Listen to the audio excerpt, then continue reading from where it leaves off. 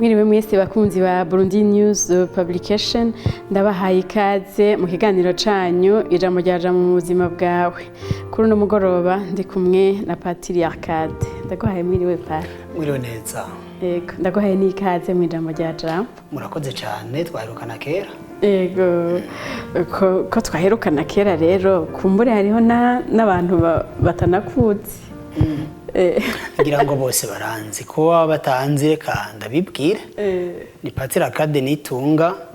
Patiri mukuru wa Paroisse Mutima w'Ubwitonzi. Mu ijambo rya jambo turasoma ijambo ry'Imana, no munsi tukaba tuje gusoma ijambo twakuye muri Mariko mu kigabane ca 12 kuva ku murongo wa 38 gushika ku murongo wa 44. Ego, reka dusabe Patiri dusomera. Dusoma aya majambo ngo Yezu yongera kubabwira mu nyigisho ati muririnde abanditsi bakunda kugayagaya mu makanzu maremare, kuramukirizwa ku nama, kwicara mu byicaro by'imbere mu masinagoga no mu bibanza by'imbere mu batumire, bakongera bakarya ingo z'abapfakazi kandi bakiyerekana mu kwivugisha ibisabisho birebire. Urubanza bazocirwa n'agahambaye. Hanyuma Yezu yicara iruhande y'ububiko bw'amaturo, araba ukuntu ishengero ritereramwo ibiceri. Abatunzi benshi bakaza baratereramwo byinshi. Haza rero umupfakazi w'umworo atereramwo udusenge tubiri, tukaba tungana n'imeya. Ubwo nyene Yezu yakura abigishwa biwe ababwira ati nukuri ndabibabwiye ko uwo mupfakazi w'umworo yatereye mu bubiko bw'amaturo ibiruta ibyo abandi bose batereyemwo, kuko abandi bose batereyemwo ibyo bakuye mu musesekara wabo, ariko we yakoze mu bworo bwiwe, atanga ibyo yari afise byose, atanga ubuzima bwiwe bwose. Muri iyi nkuru nziza turafisemwo imigwi ibiri ivugwa n'abanditsi n'umupfakazi. Kandi Yezu akavuga ati murabirinda abanditsi, muririnda abanditsi. Mbega abanditsi nk'ubu mu gihe turimwo, umuntu yumvise umwanditsi yumva ari umuntu asanzwe nyene yiyandikira ibitabo, yiyandikira amakuru kumbure ndazi. Nukubera ikavuga ati murabirinda. Nagomba twibukanye ko iri jambo ry'Imana rikurikira iryo twumvise ku munsi w'Imana uheruka, aho Yezu bamubaza ikibazo bati mbwirizwa risumba yandi niriye. Yezu araheza aratanga inyishu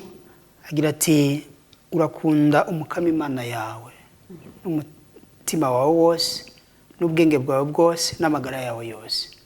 Arongera turakunda mugenzi wawe nkuko wikunda wewe nyene. Ati iryo bwirizwa risumba amashikanwa n'imperezwa zose dutanga. Arabandanije rero uyu munsi aciye atwereka igikorwa c'urukundo, urukundo rugaragara, urukundo rutari mu majambo. Yaciye abandanya asigura urukundo nyene. Abisiguye rero akurikije aba bantu, aba banditsi n'uyu mupfakazi. Uti rero Yezu avuze abanditsi abavuze bande? Muri Bibiliya ijambo umwanditsi nico kimwe kandi n'ijambo umwigisha. Kuko aba banditsi barabigisha muri mu idini ry'Abayahudi, bigisha ibyanditswe byeranda, byanditswe ibitabo byeranda cyane cyane mu bwuzure bwa kera. Mu Gifaransa tuvuga ngo les scribes,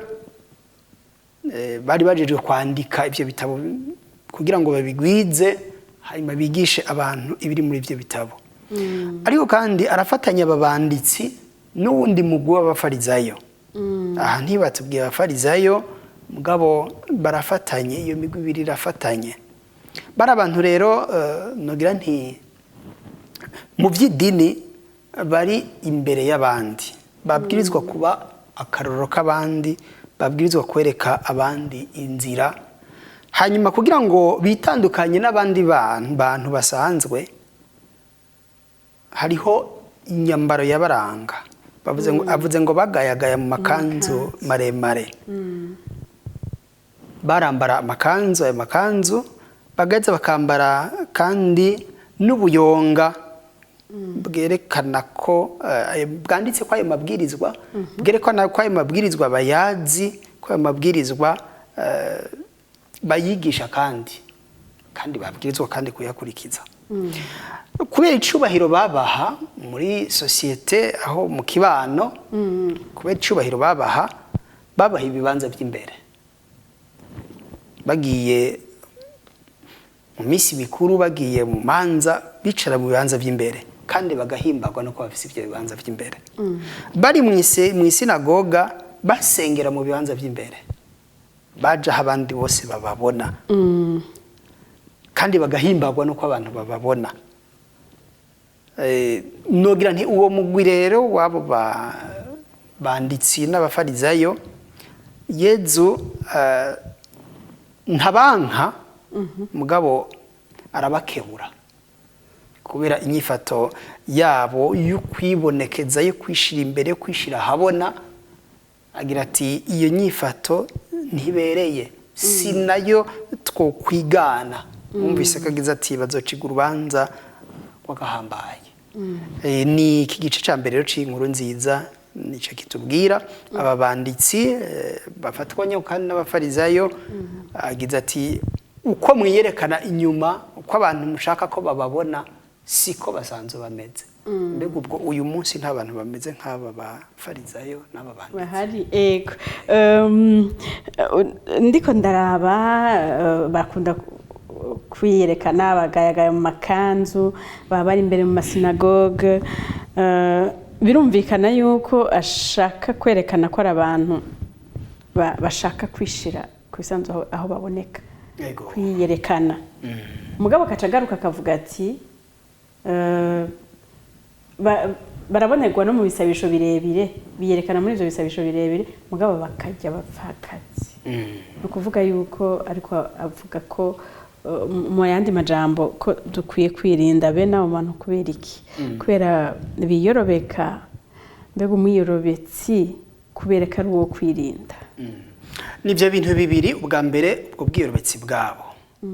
uko basenga uko berekana ko basenga ntibasenga bivuye ku mutima basenga kugira ngo abantu babone ko basenga kandi ibisabisho byabo ntibibahindura ngo inyifato yabo ijane n'ibyo bisabisho mu bisanzwe umuntu asenga umuntu yigisha ayo mabwirizwa y'Imana cyane cyane ibwirizwa ry'urukundo yabwirizwa gukunda abandi uko akunda Imana agaheza agakunda na bagenzi be agahera kandi ku gukunda no gukingira aba bapfakazi umupfakazi muri Bibiliya ni ingereranyo y'umuntu ataco yishoboje y'umuntu akeneye kunganirwa n'abandi umuntu w'amagara make umuntu w'ubushobozi buke aba bafarizayo rero n'ababanditsi ko basanzwe bazi iri tegeko riribwizwa ry'Imana ry'urukundo ko basanzwe berekana ko ari abantu bakunda Imana banayisenga ico gisabisho cabo cobwirijwe kubafasha kugira ngo bashobore kwitwararika no gufasha aboro abakene aba rero aho gufasha aboro n'abakene ngo barya inzu yabo ahubwo bashaka kwifashisha babapfakazi bashaka kwifashisha utuntu twa baboro bashaka kwifashisha utuntu twa wa mukene kugira ngo bagume basayangana kugira ngo bagume muri cya kibanza cabo barimo nogira rero nti iyi nyifato niyo Yezu anegura kandi asaba abigishwa biwe kudakurikiza kudafatira kwa karorero tube abantu dusenga mu kuri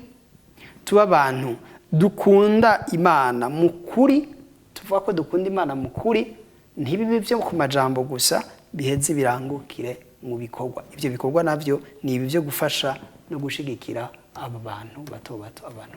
babakene abantu bakeneye kunganirwa mu kibano tutabikoze tuzoba tugwiciriye ego mbega ubu turi mu ijambo rya jambo mu buzima reka tukiri ngaha nyene iri jambo rirafise ikibanza avuga abanditsi abafarizayo no munsi aha hari umwanditsi n'umufarizayo tuhakure umwanditsi n'umufarizayo tuhishire twebwe hishire wewe ndahishire jewe ariko cyane cyane tuhashire abo bantu bari imbere y'abandi abarongozi b'uyu munsi abari imbere y'abandi uyu munsi ab'Imana yateye iteka ryo gushira habona ryo gushira imbere y'abandi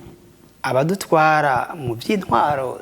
ubutegetsi bwo ngaha ku isi abadutwara mu by'amadini n'amashengero abari imbere y'abandi mu mashirahamwe aya cankariya na cyane cyane abo bajejwe kubera karorero abandi tuhishire ubwo ibyo twiyemeje ibyo tubwirizwa gukora nibyo dukora ubwo ibibanza turimwo ibyubahiro dufise ntitubigira ikiraro cyangwa icanzo ducako kugira ngo dushobore kumererwa neza ngire nti gusasagara muri ibyo bibanza turimwo hariho uwundi nawe ariko arababara hariho uwundi ariko aramererwa nabi kandi ari we twategeza gufasha ari we twategeza gushira imbere iri jambo rero ry'Imana riracafise ikibanza kandi rizocamana kuko iri jambo ry'Imana rigomba kudukebura kugira ngo twirinde ubwiyorovetsi dusenge mu kuri mwibuke ko Yezu yavuze ngo abavuga ngo mukama si bazo kwinjira mu bwami bw'ijuru ngo bazo kwinjira n'abakora ico datangamiye mu ijuru ashaka icyo ashaka naco ni giki ni rwa rukundo ati sinshaka imbarwa n'amashikano nshaka umutima uciye bugufi umutima ujanjaguye kandi nshaka urukundo nshaka ikigongwe nshaka ibikorwa by'impuhwe nivyo rero aba bigisha byabagora gukora kandi ari byo babwirizwa gukora imbere y'ibindi byose ndabona ko tuvuye aho ariko arihaniza ati mwirinde abantu bameze uku nuku ati aranavuga ati urubanza bazocirwa n'agahambaye mugabo tugaca dusimbiraho bariko baratanga amashikanwa batanga amashikanwa abatanga ingene batanga sinzi urumva bavuga ko bashiramwo bateramwo ibiceri sinzi ko yari menshi gusumbayo uyu mupfakazi ashizeyo mugabo uravye mu mvugo ya uko vyanditswe biraboneka ko yari ashizemwo dukeye ugereranije n'ayabandi bari bashizemwo kubera iki bafatanije ibi bishira hejuru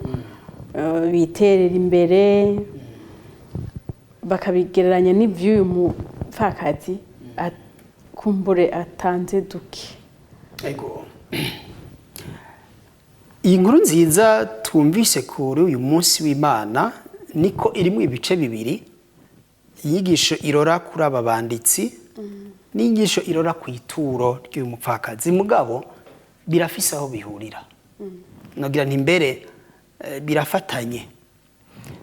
Yezu muri kino gice ca mbere yiyamirije ubwirobetsi yiyamirije ukwishira hejuru kugira ngo abantu bakubone nivyo rero bishobora no guseruka kandi bigaragaye muri bano bariko baratanga amaturo yabo bariko barahereza amaturo yabo abatunzi batanga vyinshi batanga ku musesekara wabo kandi hariho abatanga vyinshi kugira ngo babonwe ko batanze vyinshi kugira ngo mbere n'abantu babavuge ko batanze vyinshi mugabo ubwo baba bitanganye umutima mwiza canke baba bitanze kugira ngo bamenyekane ko batanze kuko agaciro kishikanwa duha umukama dushikanira umukama ntikava ku bwinshi bw'iryo shikanwa tugiye kubiharura mu ngereranyo y'amafaranga watanze byinshi yatanze byinshi utanze umuriyoni n'ubutanze 100 ntibingana mugabo turavye umutima wabitanze uwatanze 100 ari ryo yarafise niwe yatanze menshi gusumba wa undi yatanze umuriyoni kandi yarafise miliyaridi yatanze ibirengako arafise ibyo n'ibyo asigaza, ashobora kuba mbere yatanze imicaca. Mugabo uyu mupfakazi sinovuga ngo yatanze amahera gusa, yatanze ubuzima bwiwe. Yatanze ubuzima bwiwe kuko ngo yatanze ibyo mutunze byose. Yesu yabivuze neza ngo atanga ibyo yari afise byose, atanga ubuzima bwiwe bwose. Hari naho uyu munsi ataja gufungura. Mugabo kubera ko akunda Imana, ntaco atotanga mu byo afise, n'ubuzima bwe yo butanga kubera urukundo afitiye Imana. Ntaraba rero ngo mfise bike canke mfise byinshi, arazi ko ibyo afise byose ari iby'Imana yamuhaye. Cyo gituma asubiza Imana ibyayo. N'akarorero Yesu atanze kugira ngo abantu mu gutanga twirinde ubunibuni. Hanyuma kandi mu gutanga dutangane umutima mwiza. Kandi mu gutanga ntidutange tugira tuti ntanze kugira ngo bazonsubize. Hariho abantu iyo bariko baratanga ishikanwa bibaza ngo barabikije bazoja gutora aho babikije. Imana ego no mu mvugo yacu turatusigaye tubivuga ngo uhaye umwora babikije Imana. Egome ntidutanga kugira ngo tuzosubizwe. Yarabitubwiye ijambo ry'Imana ryo muri none yarabitubwiye neza. Ngo niwaha uwuzogusubiza, niwagurana uwiteze ko gusubiza, guci itangaza ukoze nikiye. Je n'abapagani barabigira. Mugabo twebwe mu gutanga dutanga tuzi ko turiko turasubiza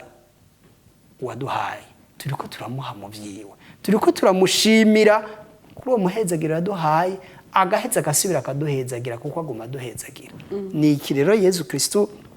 ashatse kwigisha aciye kuri uno mupfakazi yatanze mu bworo bwiwe. Abandi batanze ku musesekara, we yatanze mu bworo bwiwe. None watanze cyane ninde? Warushije uwundi gutanga ninde? Niwe yatanze mu bworo bwiwe. Kandi ntabitanga kugira ngo abonwe, ntabitanga nk'uyu mufarizayo agomba kuja habona kugira ngo bamubone. Sinzi ko wewe wasengeye mu masengero ya ruguru mu myaka yahera, ingene wabona umuntu ava hari inyuma akagororoka neza, yambaye neza, agashigomanga n'indirimbo hanyuma agaheza akagenda agakororerayo kugira ngo bumve ko yagitereyeyo, abantu bose babone ko yahagurutse. Shikanwa nk'iryo si ry'Imana ishima, si ry'Imana ikunda. N'uyu munsi rero abantu bameze gutyo, usanga batanga kugira ngo babone, uretse no gutanga mu isengero gusa. Yego niho nagira nti uretse gutanga mu isengero gusa turagira amamanza. Turagira amamanza aho dusigara turarama amabahasha badushiriyemo amafaranga. Mbega ujya muntu yahawe ajya amafaranga ntitwamuvuze, twako tuvugishwa no guha Imana. Nimba ari umuntu twaterereye mu rubanza, mbega azozakira gute za envelope? Niyasanga yabahasha imwe irimwo ngira reka mvuge nk'ibihumbi 100, yindi agasanga irimwo 1,000, yoheza akavuga ngo w'igihumbi yigoye. Bivana no yatanze 1,000 afise ibinganiki. Kandi burya mu kindi bavuga ngo bene vyo nibo bene inambo. Abafise byinshi hari atari bo bafise umutima wo kubitanga. Ugasanga ufise bike ni wafise umutima wo gutanga. Umuntu rero ashima umutima watanze, ntashima ibyatanzwe. Hariho n'uwuza ku rubanza rwawe ataca afisa guha, mugabo uko yahaserutse yahashitse, nkabikenguruka nkabishima kuko yahashitse. Nagira nkebure abantu bamwe wumva kubwira ngo jewe ngo sinogenda amaboko masa, ngo sinogenda iminwe misa, ngo sinogenda ataco ntwaye. Agiye kuraba umuntu agwaye kwa muganga. Uyo muntu ari kwa muganga hari naho no kurya atavya gishobora kurya. Atana kayabago kurya afise ngo mugabo sinoja ataco ntwaye. Wibaza ko akeneye amafaranga umuha. Wibaza ko akeneye ivyo mugemurira, akeneye presence yawe, akeneye ko hashika. Nivyo abamugwaje barakeneye insuhuzo. Barakeneye ikibasahiriza mu kugura umuti wo kwa muganga. Mugabo naho bataco fise ubaha, baserukeko uhaseruka uhashike, bazobona umutima w'urukundo ubafitiye, bazobona igishika ubafitiye.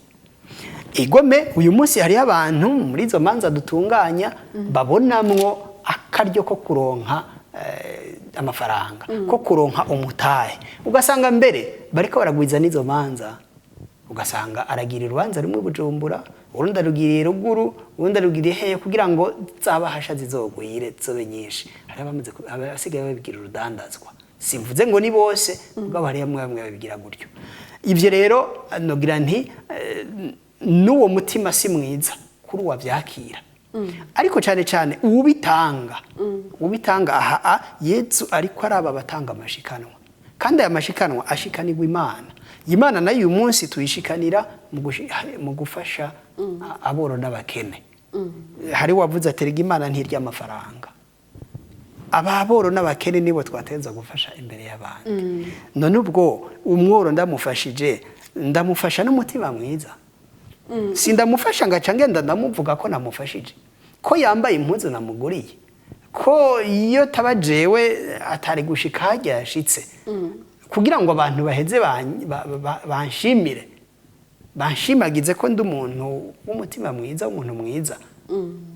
aho ko notanga hanyuma nkabigira ibanga nkabitanga cyane ndabigira ururirimbo mba mbaye nk'abafarizayo bagomba kuja habona kugira ngo abantu babone babashimagize mugabo urabizi yuko mu Kirundi bavuga ngo sekurungurane canke ngo huguha ego none si bisanzwe ko umuntu umuha ko yaguhaye si bisanzwe ko umuntu umuterera kubera yaguterereye mugabo ngira ikibanza c'aboro kibura mu migenderanire y'abantu n'abandi tugira tuti nibisanzwe kandi nibisanzwe mugabo hariho abandi bantu umugwi w'abandi bantu wa mugwi papa akunda kutwibutsa agira ati abo bantu batawe ceux qui sont à la périphérie niko Papa Francisco abita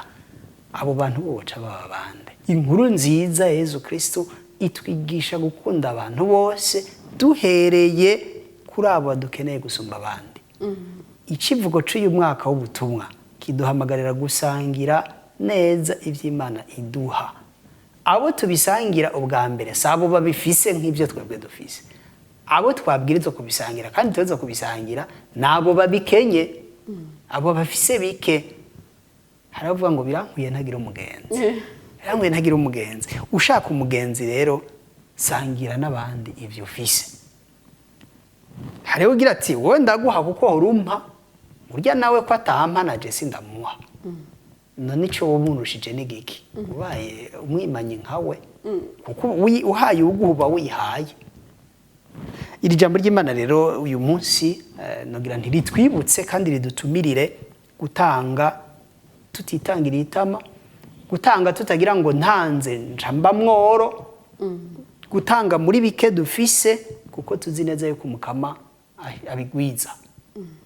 nka wa mupfakazi wo mu bwuzure bwa kera twumva mu gisoma ca mbere yatanze agafukiwe n'utuvuta twiwe agafasha wa muhanuzi Eliya akamuhembura hanyuma muri kaga karabo na kaga kuza agafu n'amavuta bitigeze bihera kubije igikorwa ciza yakoze iyo dukoze igikorwa ciza umukama arakibona kandi araheza akakiduhezagirira ntitumenya inzira acamo mu kuduhezagira ntitumenya yacisha kugira ngo adusubize mu byo twatanze mugabo kandi umukama yamatugirira neza kuzanye ico gisomwa c'agafu n'agakarabo k'amavuta bitigeze bihera ubu undi umuntu yohava akubwira ati mbega ntanze mfashe ngatanga utwo nari mfise twose nari nziganije twari kumfasha twohaguma gute twereka guhera gute Imana ni ikora ibitangaro se abantu bakora ibitangaro jewe ndashobora kugufasha uyu munsi hanyuma ntanga karorero ngiye muri ville mfise amafaranga ya bus mpuye n'umuntu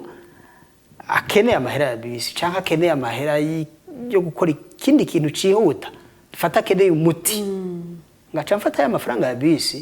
nkayamuha igenda ugura umuti ngaca ngenda n'amaguru ngashika imbere hagacaza umuntu agahagarara ati ngo ndakungurutse ariko ngenda n'amaguru aciye hagarara aranyunguruje sinzi yazananye hari no kumumenya ntamuzi akanyunguruza ashikanye aho nshika kubera wa mutima mwiza wiwe tukayaga tukavugana agaca agira ati reka ndagusororere akora muri porte monnaie yiwe akampa 10,000 ati genda uranywa ifana watanze 5,000 natanze 5 umukama aranyishuye gusa nuko twebwe nogira ntitugira amakenga yejo haza ingene bizogenda kiriti sinsesagura sindira amatama yose sino kwiheba ngo nihebere uwundi kuko nanje simboneje ingene bizobimeze mu gusenga mu gisabisha dawa twese tuvuga ngo uduha ivyo kurya bidukwiye uyu munsi ejo Imana izokumenya iyaba twese rero nogira nti twagira kuri urwo rugero rwo kwemera no kwizigira Imana kw'Imana idukorera byose kandi kw'Imana iri mutananirwa ntawe usubiye kugira ubunibuni mu gutanga yego turiko turasozera ikiganiro ni jambo rihambaye ni jambo mbere umuntu yahava yibaza ari nk'ivyo nari ndababajije nk'umu economiste yovuga ati ni ibintu bitumvikana ni nk'ivyo vyo gutanga ataco witeze kikugarukako ko atari vya bose reka rero mu majambo make iri jambo ridufasha iki twosigarana iki nko mu ijambo ryaja mu buzima bwacu ibintu bibiri icambere dutange n'umutima mwiza dutange tutagomba gushimwa n'abantu dutange tutagomba kwibonekeza tutagomba kwiyerekana ibyo dukora byose haba mu gusenga haba mu gutanga amashikano yacu gufasha aboro tubigire tutagomba kubonwa tutagomba kwiyerekana kuko Imana yo ntiraba iby'inyuma gusa ntiraba ivyo twatanze ntiraba ingene twaserutse imbere yayo irabana umutima twatanganye hatwumvise ngo Yezu yarahagaze iruhande y'ishinguriro ry'amaturo